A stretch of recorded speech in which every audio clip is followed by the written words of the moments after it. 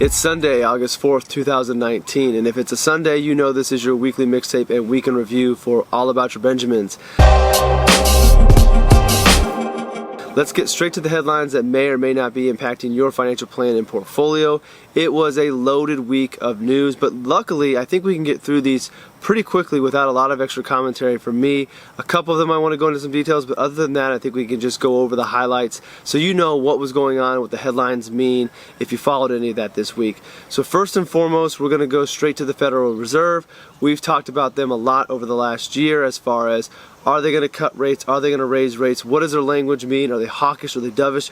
We've covered all of that, so go back through the archives and see what those are. But this week they reported they had a meeting, came out and said that they were going to cut rates by a 0.25%. Now, if you've been listening to the RLS Wealth Management Rundown on your Amazon devices, we talked about this throughout the week, but the expectation was a quarter point. So the 0.25% cut was not unexpected. That's what was anticipated. What was hoped for, though, from Wall Street and from the White House was a bigger cut. So 0.5% or more was what the hope was. We only got a 0.25%. I talked about this on the rundown that since what that was expected, I didn't really anticipate a lot of movement out of the market, and boy was I wrong, which is why I don't make these types of predictions. But just giving commentary on my thoughts, I didn't think if we got the quarter there'd be a lot. The reason, though, that there was a move in the market, at least in the short term, was the language. So we've talked about the language and setting expectations for the future, and the reason the market did not like what the Federal Reserve had to say was because there was not any guarantee or setting the expectations that more cuts would follow. So there was some language that Chairman Powell used saying this was a mid-cycle adjustment that Wall Street didn't really like. They wanted to see if there were going to be more rate cuts coming. And why does Wall Street like rate cuts? Well, there's a lot of reasons, but the basic things are if interest rates come back down, that means borrowing costs are lower to companies so they can go out and borrow money to grow their company. A lot of companies have bought back their stock, driving the stock market up. So Wall Street likes to see cheaper money out there because it encourages people to spend and invest through borrowing. Another reason is it makes investment options through the market a little bit more attractive. If you think about if interest rates on your savings come down and you're looking for yield, you might say sitting my money in cash earning nothing is not worth it. I need to make something.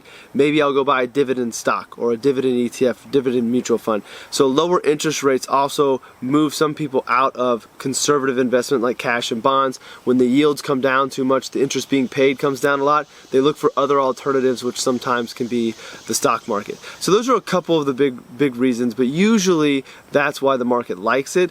And the thing that's kind of backwards, as I've talked about in the past, is that the lowering of interest rates usually signals a weakening economy, yet the market favors that. So it's kind of the disconnect between we want the economy to be strong, but yet we want policy that's going to be signaling potential weakness. The main weakness that the Fed has talked about being concerned about is the overall global growth. So we had some numbers come out about Europe and things are slowing there. China's having a slowdown as well. So the global growth fears is what the Fed is hanging its hat on for the rate cut. But I don't know if we're going to see any more. This story's not going to go away. We're going to be talking about this for the rest of the year and probably into next year. And especially with headlines driving it and also a lot of chatter on Twitter from the White House about what they want from the Fed and being critical. This is going to be a headline we're going to talk about a lot going forward, unfortunately. So this is one of the ones I want to talk the most about. Next up, as the market sold off the day the Fed cut the rates, the next day things bounced back, and in the closing closing hours of the day, President Trump announced a new round of tariffs on China that'll go into effect on September 1st. $300 billion of new Chinese goods will be subject to this 10% tariff, so that spooked the markets again. So now the tariffs are back on the table. Here's my prediction.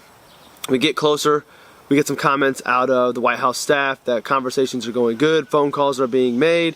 A couple days later, a follow-up comment that things are not going as well as we thought. Markets getting whipsawed around. As we get closer to September 1st, some type of agreement gets made, and then we do this all again next month. So not to say that that's a prediction, but I just want to see if this ages well, because that's kind of been the trend that I've noticed, and I don't spend a lot of time paying attention to it, but just the headlines are things are going good, things are going bad, new tariff, resolve and move forward, and rinse and repeat. So this will continue to be a conversation piece as well.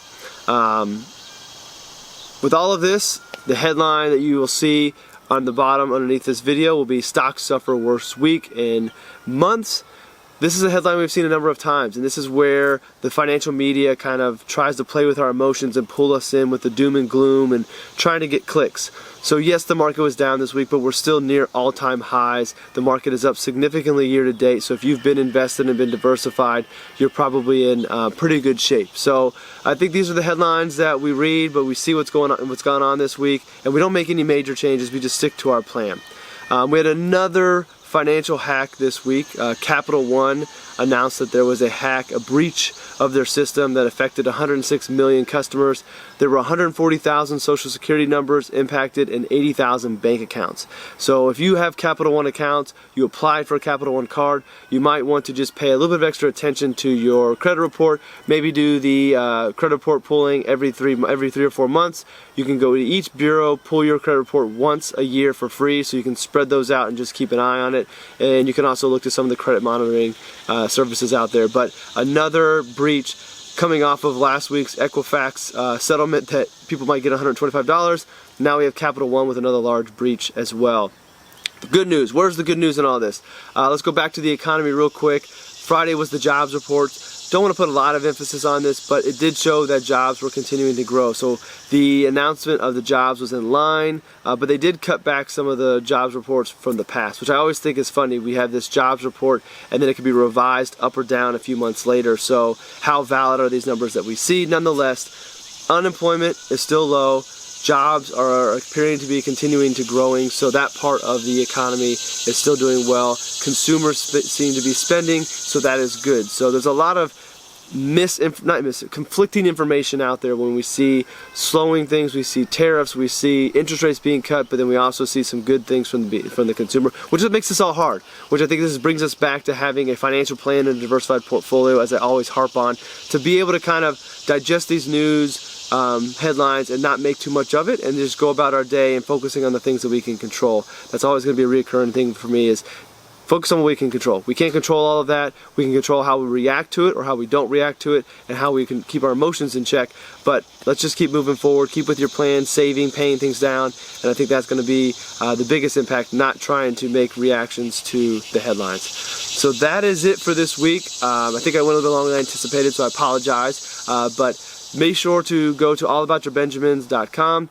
Check the mixtape. There's some great blog posts below. I'll also have links to all the articles that I referenced in this week in review. And I'll plug it again, the Amazon Flash Briefing for RLS Wealth Management. I do a mini version of this every single day. Sometimes we're covering news headlines. Sometimes we're covering financial planning principles. Just depends on what's going on. But I'm doing a daily quick conversation, 3 to 4 minutes at most, about things going on that are relative to your life, to your financial plan, to your investments. So you can subscribe to that by going to Amazon.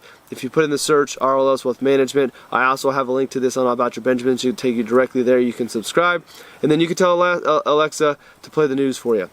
So have a great weekend. I will see you next week. I'll talk to you on the rundown. Have a great day.